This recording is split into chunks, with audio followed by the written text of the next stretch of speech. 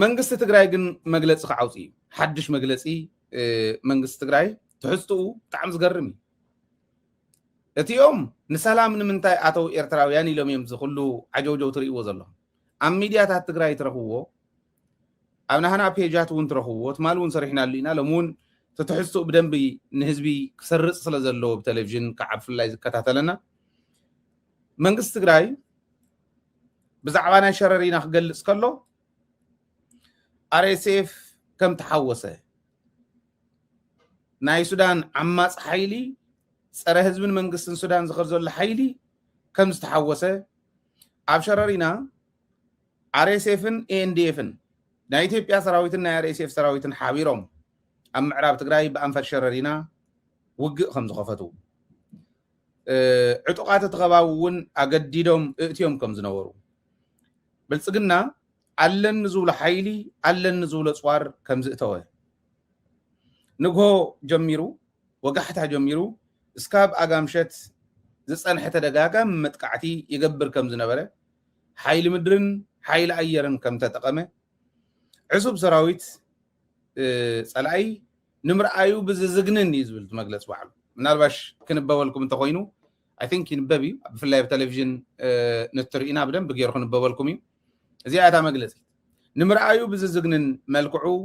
እዩ ሃሊቁ እዩ ዝብሉ ሰራዊት ጸላይ ተወዲ ንምርኣዩ ብዝዝግንን መንገዲ ተወዲ ስለዚ እዚ ይብል እና ተካላት ጥዕና ምዕራብ ትግራይን ጎንደርን ከባቢኡን ብውጋኣት ናይ ብልጽግና ዓብለቕለቕ ኢለን ከም ምዃነን እውን ይገልጽ መግለጺ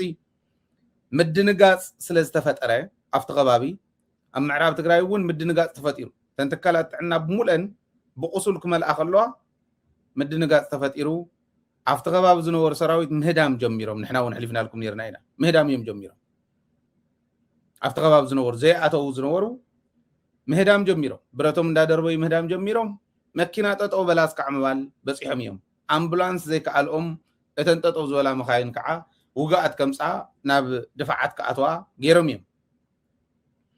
ምድንጋጽ ምስ ተፈጠረ ብኣየር እናፀዓኑ ናብ ካልኦት ከባቢታት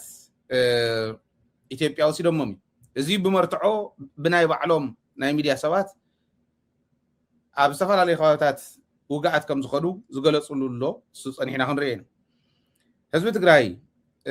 እንተየፅነተ ክዓርፍ ዘይኽእል ፀላእ ምዃኑ ብተግባር ዘመስከረ ከም ዝኾነ ይገልጹ እሞ ብኻሊኡ እውን ክጅምር ከም ዝኽእል ህዝቢ ትግራይ ከፅንት ስለ ዝኾነ ትዕላምኡ ኣብዙ ናይ ሸረሪና ተወዲኡ እዩ ሓያል ድንጋፀ ይፈጢሩሉ ትግራዋይ ክውድእ ዕሱብ ሰራዊት ሒዙ ዝመፀ ከም ልማዱ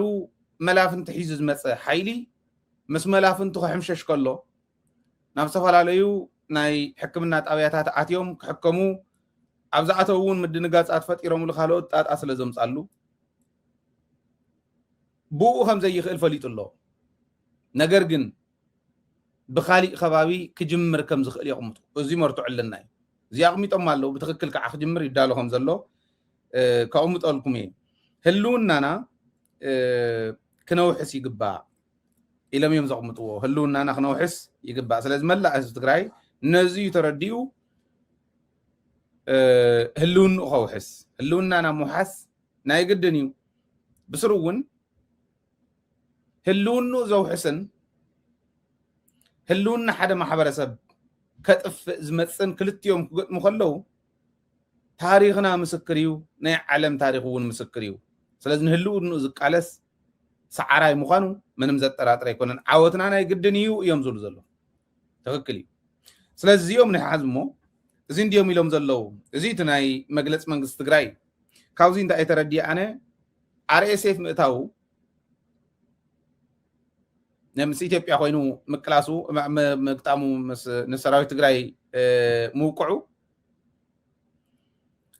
መንግስቲ ትግራይ ትክክል ነይሩ ኢሉ እየ ሓሲበ ኣብዚ ዝመፅእ ተዓንተው ዝበልኩኹም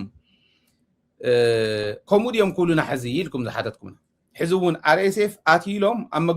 መግለፂኦም መውፅኦም እኒኦም ነገር ግን ልክዕ ከምቲ 2013 ዓመተ ምህረት ኤርትራ ዝኣቱ ምዃኑ ኣይተጸበናዮን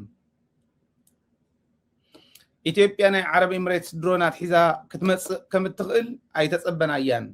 ከምኡ ክግበር እዩ ዓዶም ክሒዶም ህዝቦም ክሒዶም መላፍንቲ ሒዞም መጽኦም ህዝቦም ከጥፍ እዮም ኢልናስ ኣይሓሰብናን እዮም ዝብሉ ከምኡ እዮም ኢሎምና ነይሮም ስለዚ ሕጂ እውን RSF ኣትዩ ዝብሉና ዘለው ኣይ RSF ዝኣቱ ምዃኑስ ኣይፈለጥናን ነርና ድዮም ኩሉና ንምንታይ ኣተወ እንተኢልና እዮም እዩ ዝብል ትሕተኹም RSF ከተረዲኦም እዮም RSF ተረዲኦም እዮም መንግስትን ህዝብን ሱዳን ኣብ ትግራይ ኣብ ተጋሩን ኣብ ትግራይን ዘለዎም ርድኢት ተፈለየ ምዃኑ ንፈልጦ ኢና ካብ ቀደም ስለዚ እዚ እንዳጽንዐ ዝነበረ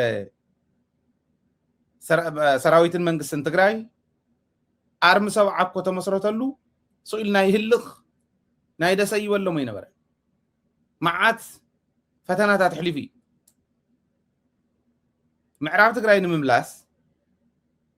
ናብ መረበቱ ንኽምለስ እቲ ተፈናቐላይ ዝርኢ ዘሎ መንእሰይ ተኣኪቡ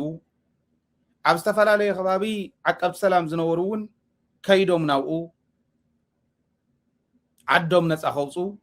ክኸዱ ከለዉ ስኢሎ ይነበረን ዝውድቦም ስኢኖም ኣይነበሩን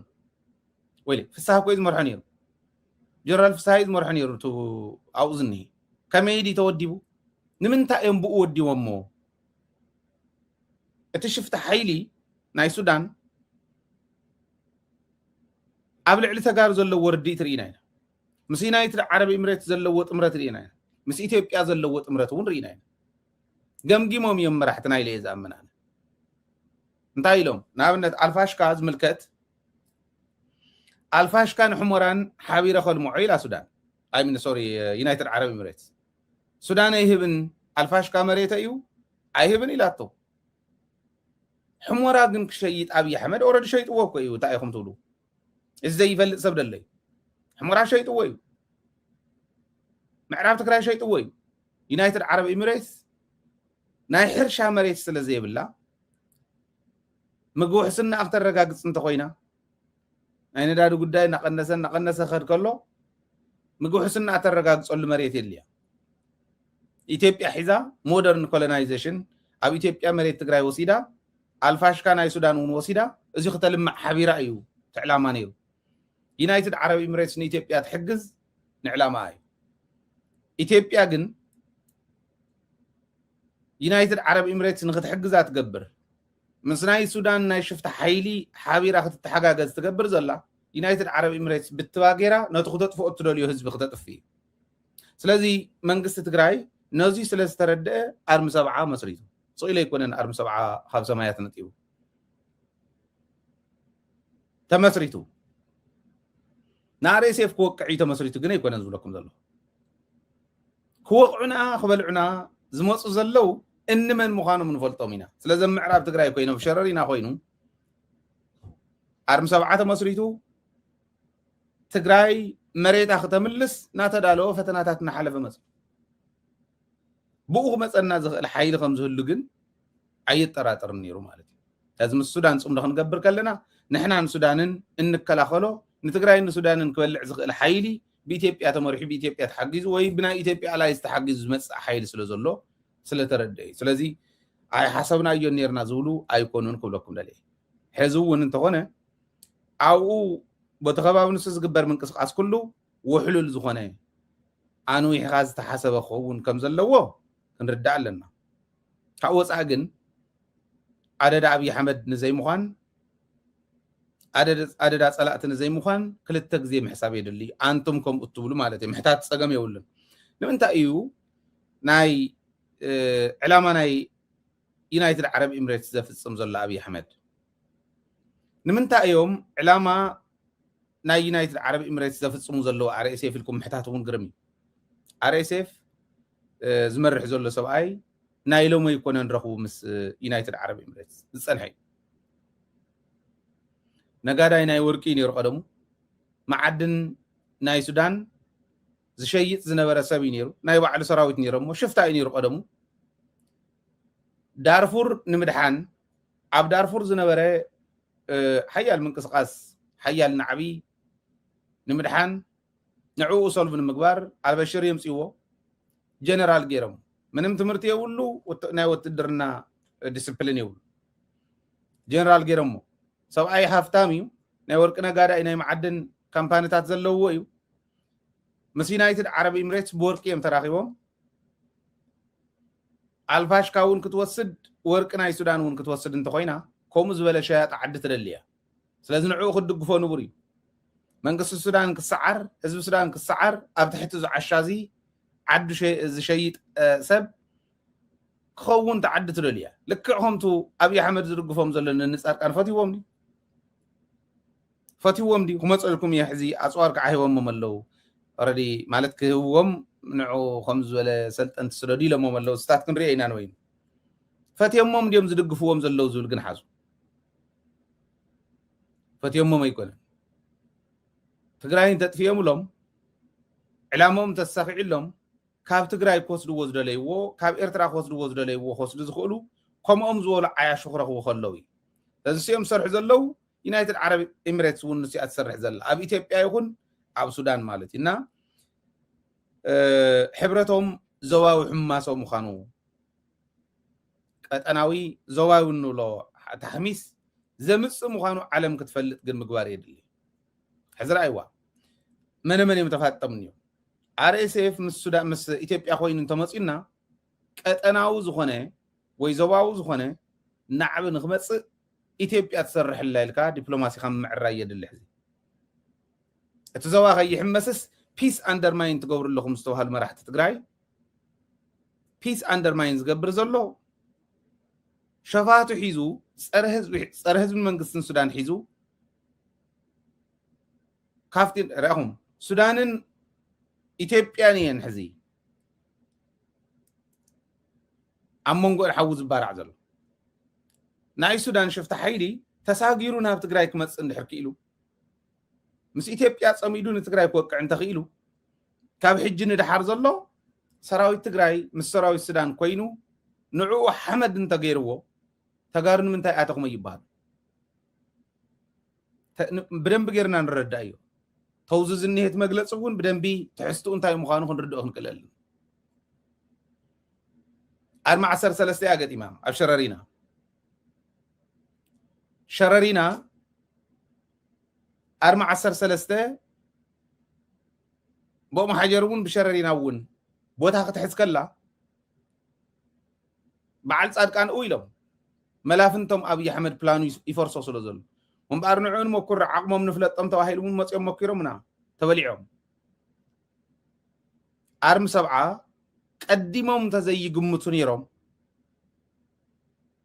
قدمهم تزي حسوون يروم تايك فتر كم سغل حسوه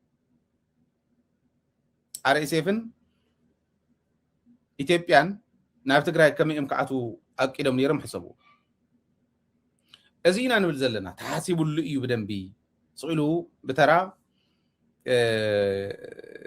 ዝተረኣየ ኣይነበረን ክብለኩም ደልየ ዓለም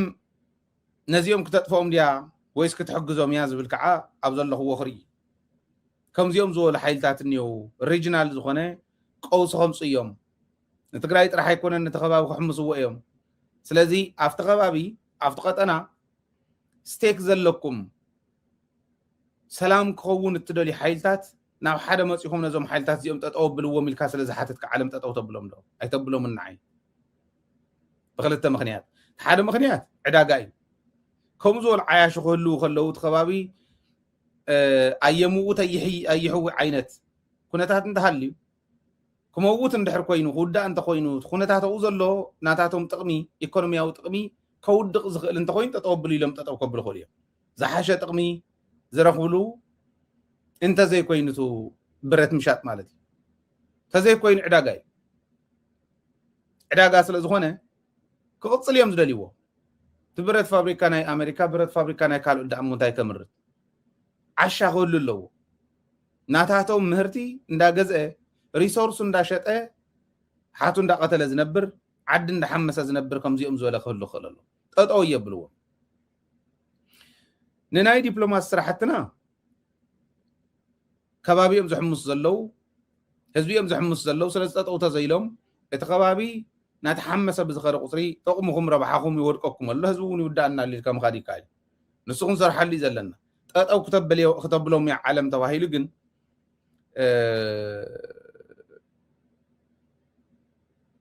كحساب يقولون بالي حاسب كم تقنجت كندينا إذا أكل رحق كم زغده نوي حق زيو مالت من زو حزتوسي نزلوا بوليتيكا والسنة كومزيو أي مصنعني لنا حسبنا نيرنا سكعتبل زب صحيح كنا أوردكو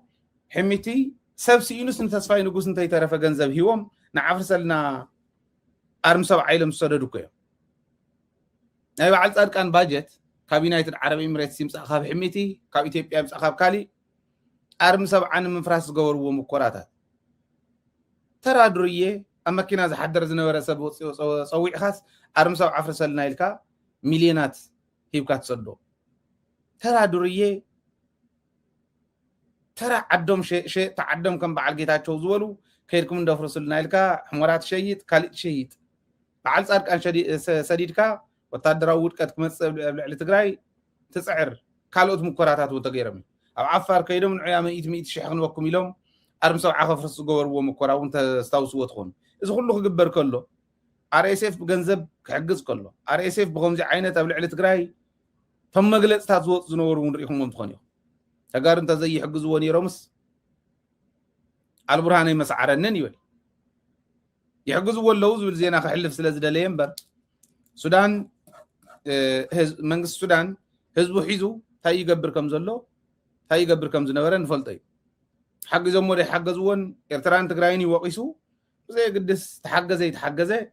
تسقورو زلو زيدو زيزي مسؤول حرز بالعنا خوينو ندوم كحجزون يروم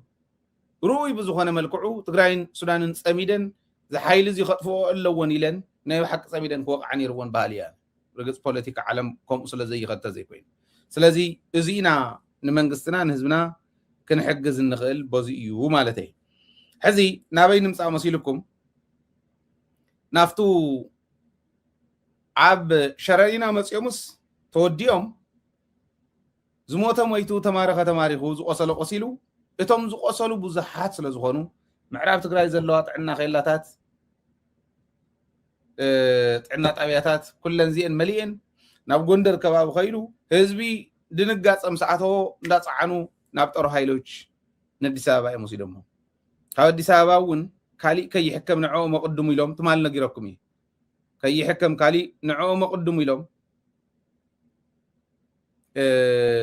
ይሕክሙ እንተለናይ ሱዳን ማለት እንተለናይ RSF ይሕክሙ ጸኒሖም ጦር ሃይሎች ውን መስመልኦም ድሬዳዋ እንተይ ተረፈጽዒኖም ወሲዶም በአየር ወሲዶም ዮም ይብል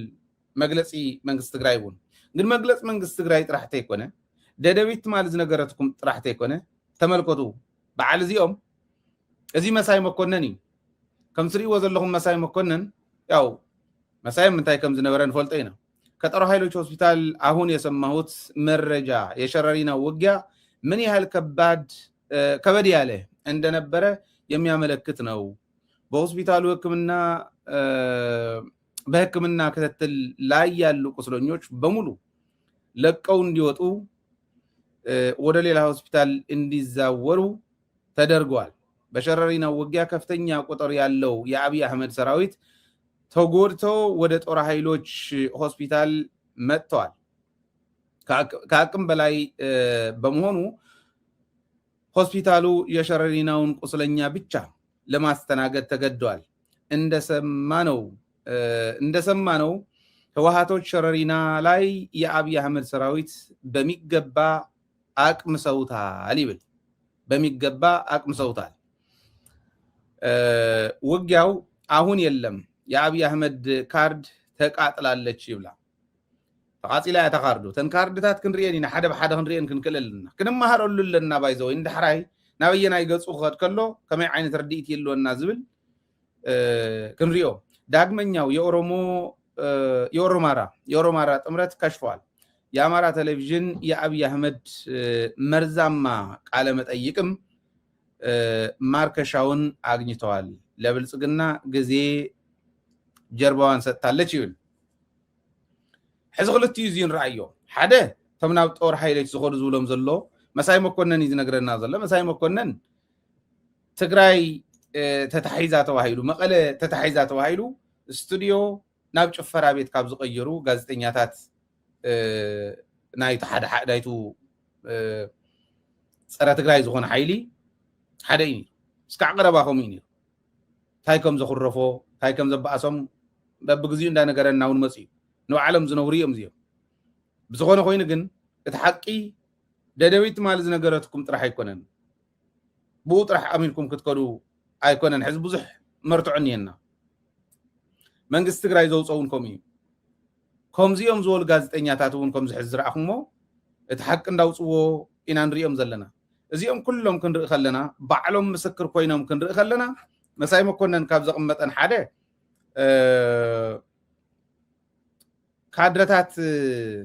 ካርድታት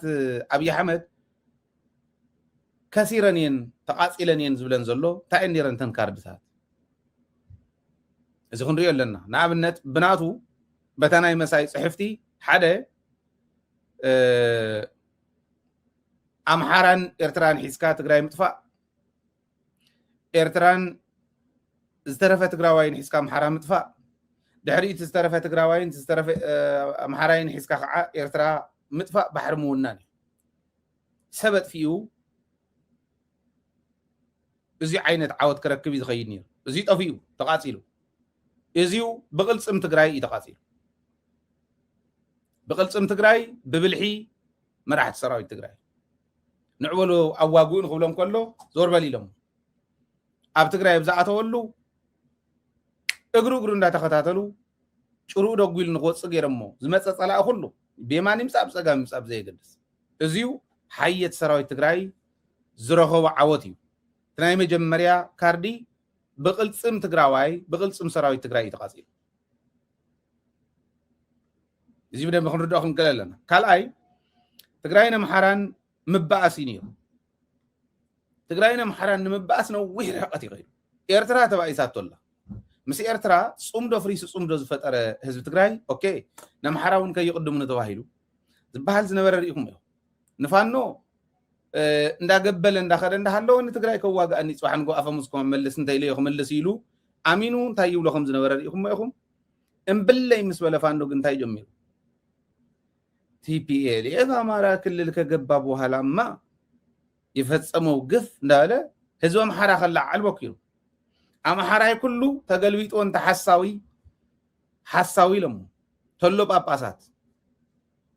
ቲፒኤልኤፍ ካሊ ተሪፉ ውቃዓት ናይ ሰራዊት ኢትዮጵያ ኣብ ቤተ ክርስቲያን ቤተ መቅደስ ውሽጢ እቲና ንሕክም ከም ዝነበርና መረዳእታ ነይርዎ ግን መውፂ ምንም ኣይገበረና አሁን ኤርሚያስ ከም ይብል ነይሩ ሚዲያታት አምሓራ ኩለን ተገልቢጠን ሐሳዊ ኢኻይሉ ነው እዚኣ ደኸሲሩ ናተኸታተለ እስካዕቲ ናይ ሃፀይ ዮሃንስ ሰብ ቀረባ ዝነበረ ርኢኹም እዮም ቅድመ ማይት ዓመታት ዝሞቱ ኣቦ ቅድሚ 100 ገለን ዓመት ዝሞቱ ኣቦ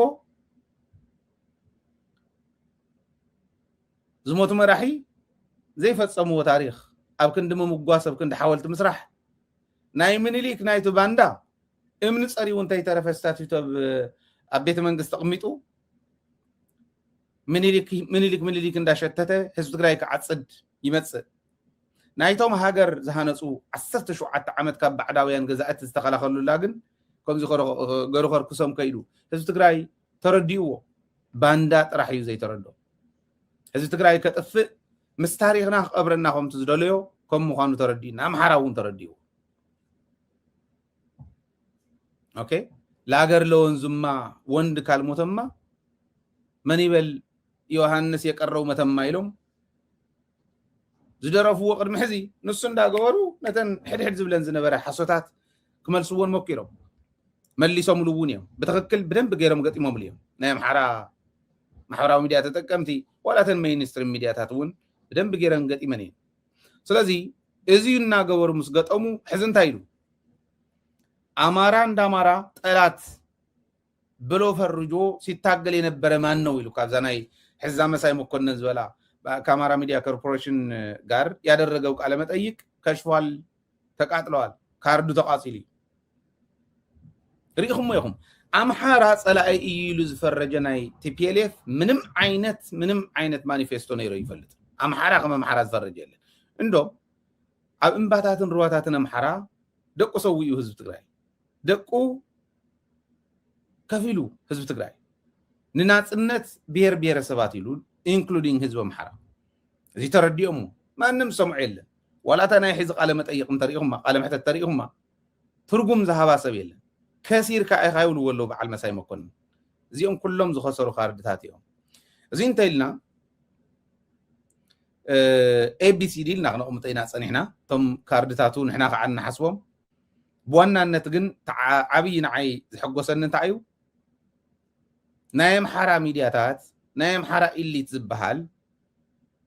ከምቲ ናይ መሳይ መኮነን ዝረኣኹሞ ንኣብዪ ኣሕመድ ብደንቢ ተረዲእዎ እዚ ግን ፎር ግራንትድ ንወስዶ ነገር ኣይኮነን ፎር ግራንትድ ንወስዶ ነገር ኣይኮነን ፖለቲካ ዓለም ተቀያያሪ ተለዋዋጣ እዩ ኣብ ተለዋዋጢት ዓለም ኣይንእከለ ከምዚ እምነቶም ኢልካ ኣሚንካ እትገድፎ ኣይኮነን ኣብዚ ካፒታላይዝ ምግባር የድሊ እቲ ዋላት ናይ ኤርትራ ዓንተ ወይ ዝረኣኹሞ ኣትዮም እዮም ትኽክል እዩ ግን ከምኡ ኢሉ ዝዘልቕ ድዩ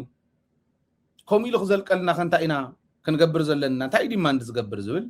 ምርኣይ ወሳኒ እዩ ማለት እየ ስለዚ ንኩሉ ሓንቲ ተኽሊ ተኺልካያስ ባዕላይ ትበቕለልካ እንዴ ማይ ክተስቲ ኣለካ ክትኩስኩስ ኣለካ እዚዩ ናይ ሰላም ተኽሊ እዩ ምስ ፋኖ ይጀመር ምስ ኤርትራ ይጀመር ስለዚ ብዘየግድስ ምጅማር ጽቡቕ ኮይኑ ንሕና እዚዩ ከም ተኽሊ እንተሪእናዮ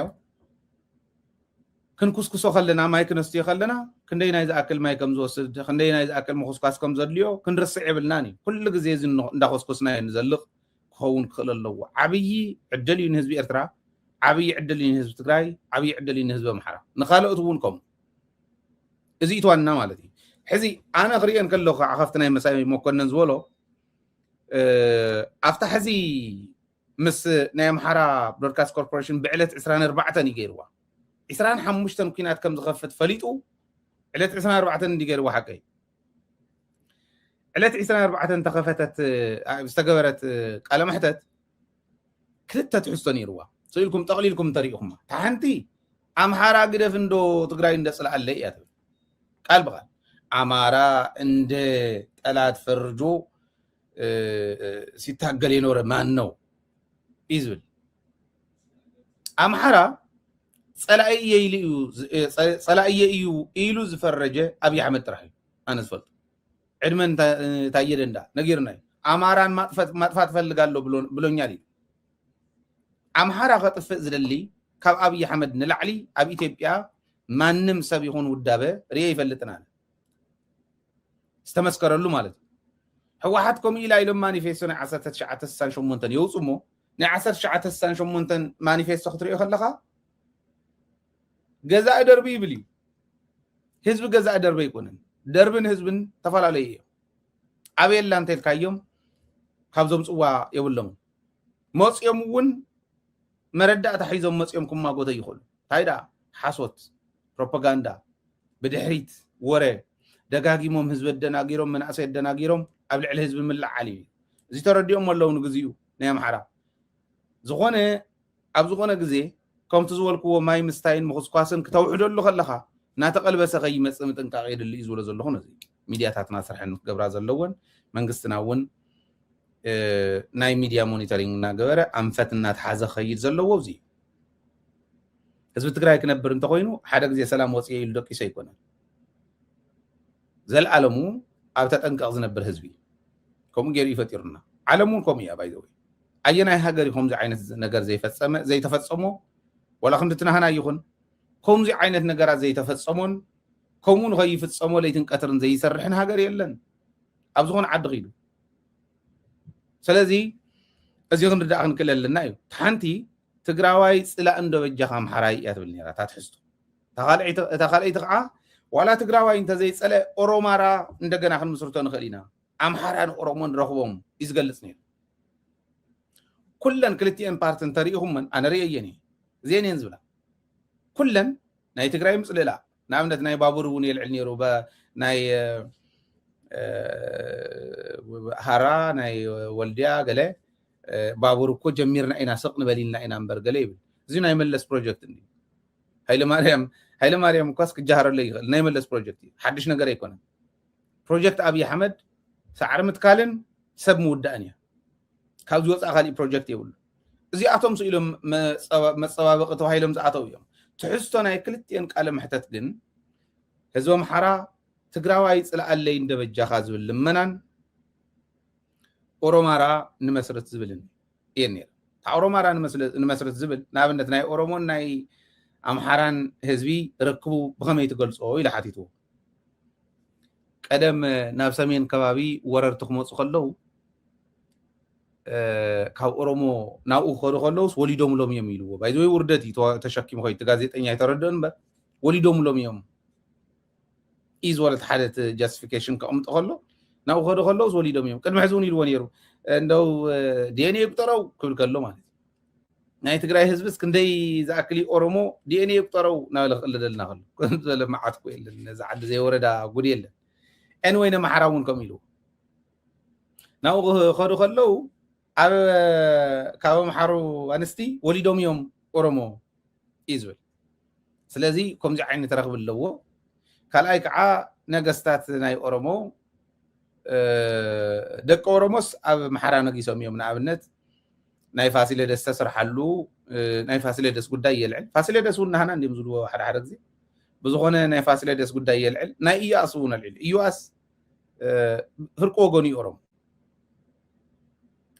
فرقو غوني أورومو يو أدو يا أورومو يمسلني نسرحتني أزمت أورومو يعني را نسرحتني أزمت أورومو وليدو ملا ياو فرقو غونو سلازم الكوتو نايتم أفت خباب زنورة محادرتي كم محادر عدل زرخبة إيواس تحاني قزمو تايقن شاق إلي مويتو زم متايم زبهالو كشاوشتي قاله عبيت عدن عفرو ديلهم أفريدهم تم نعوز حزوه عبيت عدي بتأيد كابز موت تحاني قوي متيلهم تحاني قزمو تايقن بروفيسور مرارا يقول صومي حد زي أورمو نبيت منقص تخاط تخلو ويعدي إذا تفق ويعرسو إذا تفق يقولو كم يزولو بصيلو نديت كله خلو مالتي كم إلو يلموني وريلي يم برقص قال كم يكونني الوجن ترجمون السؤيو تعدي إذا تفق مالت كم بعلى أبي أحمد زولي اتبع علي إذا تفق بهالك عخم إياس زولي سلازي إياس نعد محارا أو جندر نقيس سلازنا ورا نمحارا جزي وانير سلاز غلط يوم حدا يوم يلقى عاد جسفا يقبل بوزي جيرو صلي يخسب بخمبر فقر خسب بخيخل انت ودي صغيلو كاش بزخونه خميز ولا حلنا خمز اللوون بتعم زي سقندي كم زول حلنا ناي ودقت حلنا مخ هاجر كمرح توهيل استقمت اسب مخاني يحفر ندي جن انت ترجمو من محارو نعقتي قليسو ايو اسغزيكم يو وا رأس كلا زبهالو تعاريقهم كمزو أباولة تنسى زول وزنورو بزحلفة ن رأس عسرات عبدك أصلو لحمد حريدا بعرايت حريدو دم تساقيرهم تعاريقهم دهالو مسدك قتيلو قتيلين ولا مسكده يواي وينعون موت أفريداتو أمود داتا تسقيلي موتيلو مسكيلات تنبر كمزي زقبرينيو سلازنو يؤس ريسبكت يولن نسبة محرا سلا إيواس العيلو تاريخ إيواس أمحران أورومن حدق قبرين تيلو زي نبب تقراواي زي نبب محران تزي كوينو زي أتفلا لمبريت السانانية معي اتقال أي وليدوم لكم يوم بو خيدوم زخون وتادر وفيرون يرو دحر وليدوم لكم يوم كان دي قزي امس يوم تمنا أوروم عدوا كأتا كل بيهر بيهر سب تساتف الله أينا يتدى تساتفهم يمكالي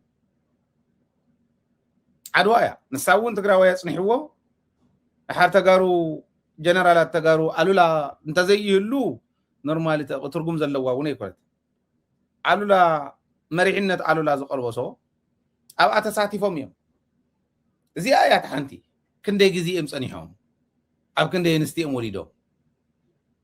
طيب الكم زلوا ونزور دو سبيكون نيزلكم الله جن كدقاقو مخلوهم أخبر كله سالساي راو عين زي أزبلا زلو نعنا ون دي ان اي بطروا يلنا عندي كم هو الكلو حق مسلم اتنا ميديا برينسيبلوم دغاغيم كدغاغيم كحاسوت حق ممثال ناي ميديا برينسيبلوم بركالي يقولني ንዓይ ዘርእየኒ anyways ግን ፕላናት ብልጽግና ክንሪኦ ከለና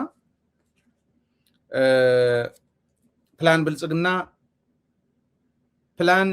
ሓደ ኢለ ዝቆፅሮ ትግራይን ተጋሩን ምብታን ምጥፋእ ትሕቲ መሬት ምቕባር እዩ ነይሩ እዚዩ ከምቲ ዓንተው ዝበልክዎ ብቕልፅም ትግራዋይ ፋሕብቱ ንእትሉ ጭሩእ ደጉሉ ፀላኢ ናብ ዝመፆ በቲንዎ ሰራዊት ትግራይ ክትብሉ ከለኹም ሰኢልና ሰራዊትና ስለ ዝኾነ ንኹርዓሉ ኣለና ኢልና ንገልፅ ዘለና ከይመስለኩም ሰራዊት ትግራይ ዓለም እውን ንኽትግረም ዝገበረ ተኣምራዊ ዝኾነ ጅግንነት ዘለዎ ሰራዊት እዩ ሰኢሉ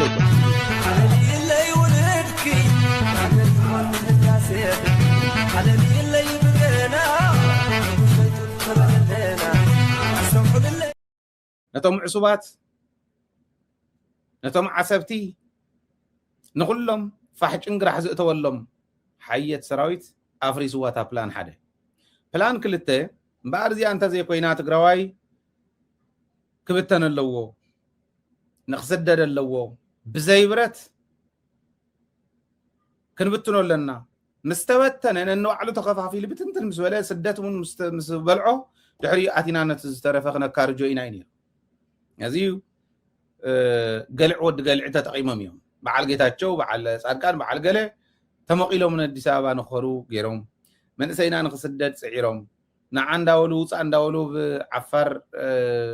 ኣብ ካሊእ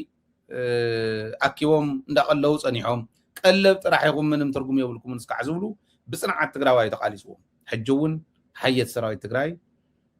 ምስ መሪሕነቱ ፖለቲካዊ መሪሕነት ሕቶታት ስለ ዘለውኒ ሰኢለ ዝገድፎ ሕቶ ዝብለኩም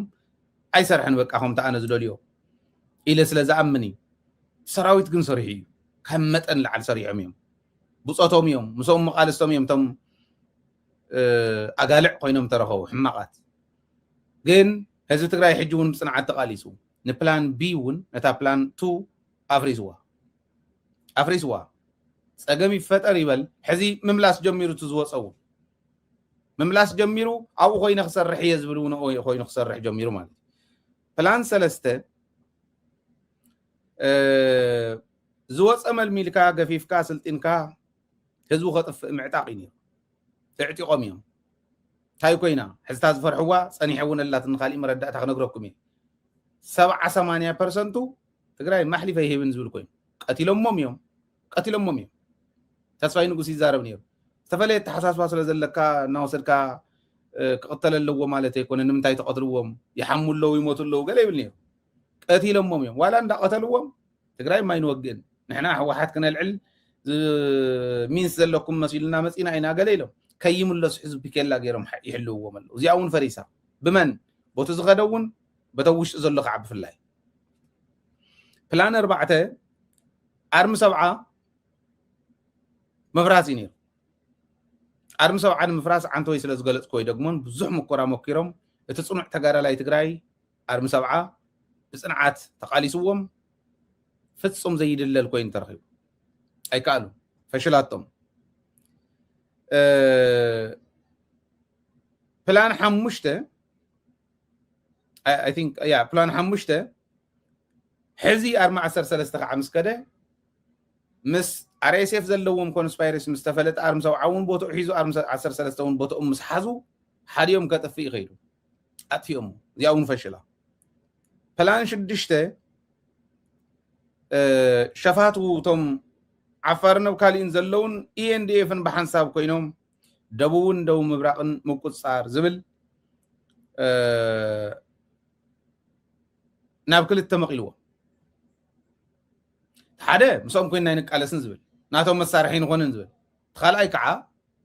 ኦኬ ንእቶ ሽግር የለን ግን እንታይ ከም ንገብር ንፈልጥ ኢና ዝብል እዚ ስጋኣት ኮይኑዎም እዚኣ እውን ፈሽላ ፕላን 7 ትግራይ ምስ ኣምሓራ ምባእሲ ነይሩ እዚ እውን ገሊፀ እየ ዓንቶ ብዙሕ ሙከራ ሞኪሩ እስካዕታ ድሮ ኦፕሬሽን ናይ ድሮ መጥቃዕቲ ናይ ሸረሪና ሞኪርዋ እዩ እዚኣ እውን ኣይኮነትን ኣምሓራ ኩሎም ተገልቢጦም ከምቲ መሳይ መኮነን ትርእይዎ ዝነበርኩም እዩ መወዳእታ ሕዚ ፕላን ሸሞንተ ከተማታት ትግራይ መራሕተ ትግራይ ዘለውሉ ከተማታት ትግራይ ዋና ዋና ዝበሃላ ብድሮንን ብኬሚካልን ምጥቃዕ ትብል እዚኣ ኣላ ዛኻርድ እዚኣ ከመይ ጌርካ እያ ትፈሽል ነቶም ዝምልከቶም ንግደፋ ንሰራዊት ትግራይ ንመሪሕነት ትግራይ ንመንግስቲ ትግራይ ንግደፋ ተናበቡ ንናበብ ሚድያ ናይ ስራሕ ውሽጥናን ደገናን ሓደ ንኹን ሓድነትና ጽኒዕና ግን ከዓ ክንምክተሉ ንኽእለሉ ነዞም ከም ዝብሉ ኣየር ትበሃል ድሮን ትበሃል ናብ ትግራይ ከይተኣቱ ብምግባር ምስ መጻምድ ድኻውን ብምስራሕ እዚዩ ብደንቢ ክሰርሕ ይኽእል ዝብል እምነት ኣለኒ እዚኣ ተሪፋቶ ኣላ ሕዚ ክገብር ዝኽእል ከተማታት ትግራይ ክድብድብ ይኽእል እዩ ነዚአን ከዓ መልሲ ኣለዎን ኢልዎን ደብረጽዮን ኣብዛ ሓለፈ ከማ ክትኮነልና ይምነ መልሲ ኣለዎን ንኣየር ፀረ ኣየር ኣለዋ ንድሮን ፀረ ድሮን ኣለዋ እዚኣ እንተገይሩ ከዓ ኣይትጠራጠሩ ልክዕ ከምታ ኣብ ምዕራብ ትግራይ ዝፀንሓቶ ዘይተፀበያ ኣብ 13 ከጥፍእ ክድምስስ ይኽእሉ ንታንኪ ብታንኪ ንመድፍዕ ብመድፍዕ ንድሮን ብድሮን ንእግረኛ ብእግረኛ ምስ ገጠምዎ ንመጀመርያ ግዜ እዩ ድሮን ጥዒሙ ሰራዊት ዳስዋይ ዝኽሉ ድንጋፀ ተፈጢሩኒ ሓደ ኣርሚ እኮ እዩ ካሊእ ኣርሚ ማለት ኣርሚ 13 እያ ኮታ ዝገጠመት ኣብ ዋናነት ዝገጠመት ሓንቲ ኣርሚያ ነው ዝኽሉ ኢትዮጵያን ነቐቢላቶ እኒኣ ሕዚ ሓንቲ ኣርሚ ግን ሓድሽ ነገር ዝተፈጠረ ዘይተፀበዮ ድሮን ኣልዒሉ ክኸድ ከሎ ድሮን ተላዒለን ክመፃ ከለዋ ነገር ቀውጢ ኮይኑ ናብ ትግራይ ኣየር ሒዙ እንተመፅዩ ኣየር ኣዲስ ኣበባ ከም ተኣቱ ኣነ ክነግሮም ኣይትጠራጠሩ በዚ ካበይ ክትመፅእ ተኣየር ካበይ ክትከተኣየር እሱ ግደፍዎ ፀገም የለን ኣበይ ደን ኣየራት ኢትዮጵያ ትሕቲ መሬት ተቐቢረን እኮ ይኮና ኣየር እንተመፅያ ግን ኣየር ከም ትኸደ ይትጠራጠሩ መቐለ እንተወቂዑ ኣዲስ ኣበባ ከም ትውቃዕ ይትጠራጠሩ ሽረ እንተወቂዑ ኣዳማ ከም ትውቃዕ ይትጠራጠሩ ፍለጥ እዚኣ ክትፈልጥ ኣለካ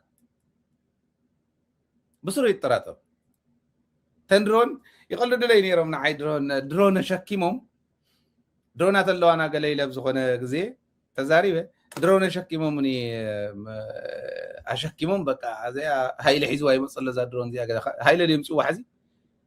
ወላ ኣነ ነምፃያ ካሊእ የምፃያተን ድሮን ግን መፅአን እየን ኦረዲ ድሮን ገይሩ ወቂዑ ድሮን ተጠቂሞም ቀውጢ ዝተፈጠረቱም እዚኣ ኣየር እንተመፅያ ድሮን ከም ትኸድ ኣየር ከም ትኸድ ግን ብርግፀኝነት ክኣምን ክኽእል ኣለዎ እዩ እዚዩ በዚ እዩ ግን ታዋና ሕዚ ተሪፋቶ ዘላ ኣነ ዝርዳእኒ መረዳእታ ናይ ደደቢት እውን ብዘርእዮ ከተማታትን መራሕቲ ዝርከብሉን ብኣየር ምውቃዕ ደብዳብ ምግባር ኬሚካል ምጥቃም እዚአን እየን ብጥንቃቐ ከመይ ጌርካ እዩ ዝምለስ ዝብል ብደንቢ ምስራሕ የድሊ ኣፅዋር ከበድቲ ኣፅዋር ክወኩም እየ እሞ ከኣምነኩም ግን ሓደ ነገር ግበሩ ኢሉ ንሸፋቱ ከዓ ሓቲትዎም ኣሎ ብደቡብ ትግራይ ብዓፋር ብብዙሕ ተፀጊዑ ከም ዘሎ ርኢኹም እዮም ዘርኢናኩም ኢና ተፀጊዑ ብደቡብ ትግራይ ተፀጊዑ ብዓፋር ተፀጊዑ እዚ ይርእይዎ ኣለዉ እዮም ሰራዊትና እኹል ዓቕሚ እውን ተደላዲሉ እዩ እንታይ ከም ዝኽፍጠር ክንሪኦ ኢና ሓቢርና ብዝኾነ ኮይኑ ግን ከኣምነኩም እንተኮይነ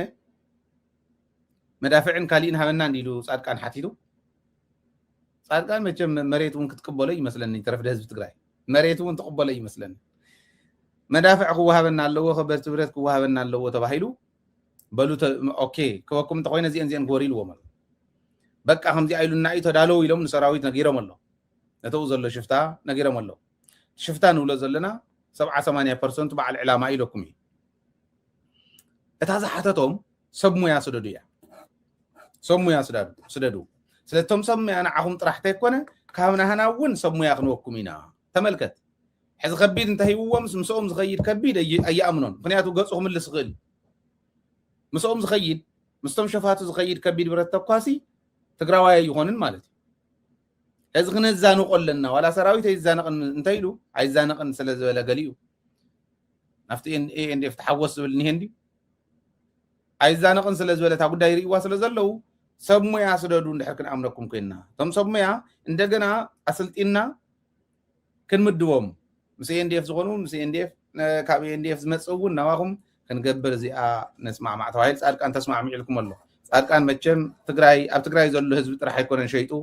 ኣብ ደገ ዘለውን ሸይጥ ኣሎ ዝብል ክንወስድ ንኽእል ኢና ማለት እዚ ሓደ እዩ በተኻሊ ወገን ግፋ ኣምሓራ ቀውጥ ኮይኑ ሓዲሩ ውዒሉ ኣሎ እዚ ብደንቢ ባዕሎም ምልሻውን በረኻ ዝወፁ ምልሻ ደው ኢሎምና ነይሮም በረኻ ዝወፁ ናብ ፋኖ ዝኸዱ ደው ኢሎም መራኺቦምና እዮም ግፋ ቀውጥ ኮይኑ ኣብ ኩለን ከተማታት ኣምሓራ ኣብ ኩለን ገጠራት ኣምሓራ ኣብ ኢድ ሰራዊት ኢትዮጵያ ዘለዋ እምበር እኳ ትገጠር ብዙሕ ምስኦም ኣይኮነን ግን ኣብ ኢዶም ዘለዋ ከባብታት ኩለን ምልሻ ዝበሃል ይግፈፍ ኣሎ ገፊፍካ ግን ናብ ትግራይ ገፁ እዩ ሕዝታ ኢሉ ህዝቢ ኣምሓራ መብዛሕትኡ እቶም ዘራኸቡና እውን ህዝቢ ትግራይን ህዝቢ ኣምሓራን ንምባእስ ናይ መወዳእታ ካርዱ ዝገብር ኣምሓሩ ምእታው እዩ ተማሪኹም ምስ ረኣየ ነነ ባዕሎም እንዳኣሎም ኣምሓራን ትግራይን ናይ ባዕሎም ናይ መሬት ሕቶ ስለ ዘለዎም እንዳኣሉ ገለ እንዳበለ ከበኣሰና እዩ በእጃኹም እዚ ይስርሑሉ ኢሎም ክንሰርሓሉ ኢና እጀኹም ክንሰርሓሉ ኢና ስለዚ TDF አምሓራ አትዩ የአማራ ከተሞች የሚቆጣጠርበት ጊዜ ከፋኖ ጋር ሆነው የሚቆጣጠርበት ጊዜ ነው የናፈቀን ይቡ ባዕሉ ፋኖ ቆጣጠረ ይጀኹም እቲ ጽምዶ ክንደይና ይዛከለ ህዝብ አትኹም ዘሎ ራዩ ፎረም እንዳተባለ ናይ ህዝብን ህዝብ ፎረም እንዳተባለ ቀኒ ብናይ አሞንጎ ትግራይን አምሓራን مسعقو already አፊናርዋ በደንቢ ሐያል መድረኽ ነይሩ ሱ በደንቢ ናይ አጎ መራሕቱ ነቅሪብና ከንሰርሓልኩም ኢና ስለዚ እዚ ዝንሄ እዚ አገሩ በመሓራውን ቲኦም መቅሪቡ በቲውን ሸፋት አቅሪቡ ግን ነቶም ሸፋት ከቢድ ዝሸፍንሎም ናይ ባዕሉ ገይሩ ንኸይድ ዝምክር ዘሎሞ ናይ ዓፋር ወሃብ ቃል ከም ጻልኩም የጸኒሄ ከቅርቦይ እዚን ኩለን ክትንትነኒ ታኹነታቱን already ዓፋር ያትስሎ ዘሎ ሕዚ ሰራዊት ዓፋር ያትለይ ቦታ ይሕዘለይ እዚ ዓፋር ኣብ ቀረባ እዋን ነፃ ወፂ ንመን ይወቅዕ ክንሪኦ ኢና ሽዑ በበያኒ መትሓዚኣ ክትኮና ኢትዮጵያ ክንሪኦ ኢና ሽዑ لق زي نال زغور انترفيو نزيو مع خل زغبره خم زخونه يطراطرني زيوم يمتم زخون زلو ማለት በግጸኛ ብዙሕም ነገር ረኺብኩም ልኽትኮን ኢኹም ናይ ሎሚ ፕሮግራማትና እናደለሉ ኸዱ ከም ኩሉ ግዜ ደደቢት እናሐገዝኩም ደደቢት እናፋለጥኩም ክትዘልቁ ዘጋጣሚ ጻውዒተ ይቀርብ ኣብ ጎን ሰራዊትና ኣብ ጎን መንግስትና ጠጠው ክንብል ዝከኣለና ሁሉ ጌርና ትግራይና ነፃ ምሰውፃናያ ትግራይና ናፍትን ደሊ ጽፍሕ ምሰውፃናያ ግን ከፊልና ውሽጥና ዘሎ ጸገም ክንዓሊ ክንማኸር ዘኽለና ሰላም መስረኸምና ኸምንማኸር እዚሁ ከረጋግጸልኩም ፈቱ እዚሁ ማንም ዝበና ማንም ዝኸልአና ኣይኮነን ናህና ናይ ባዕልና ናይ ተጋሩ መሰል ስለ ዝኾነ መሰልና ኤክሰርሳይዝ እንገብረላ ድሌትና እንገብረላ ዓዲ መጀመርያ መሓዝ መንነትና ምኽባር ላላውነትና ምኽባር ሙሉእ መሰል ዓርሲ ውሳነ ምርግጋጽ ምስተኻለ ኣብ ውሽጥና ዘሎ ዘይኺደና ዘይሳግረና ዘይሳግረናን ዘይሕሸና እንዳበልና መሪጽና ዓድና ንምርሓሉ ህዝብና እውን ናብ ልምዓት ናብ ሰላም ነሳግረሉ ግዜ ርሑቕ ኣይኮነን ስለዚ እዚ ንምግባር ሚድያ የድልየና እዩ ሚድያና ከዓ እንዳጠንከረ ኸድ ዘለዎ ሚድያና ቴሌቪዥን ጣብያና እዩ ዩቱብ ምኽፋት ይከኣል እዩ ቴሌቪዥን ግን ክኸፍቶ ዝኽእል ህዝባዊ ዕላማ ዘለዎ እዩ ንህዝባዊ ዕላማ ዝደግፍ ኩሉ ደደቢት እናደገፈ ክዘልቕ ጻውዒተይ ከቕርብ